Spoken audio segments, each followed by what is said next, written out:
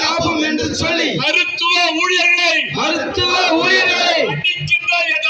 அடிக்கின்ற எடப்பாடி, அடிக்கின்ற அதிமுக, அடிக்கின்ற காலிகளை கைது செய்.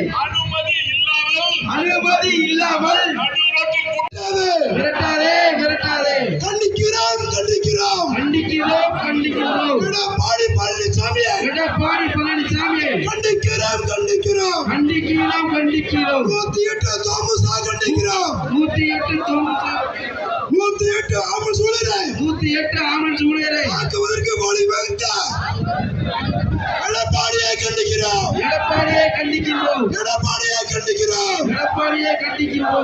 தடுக்காதே.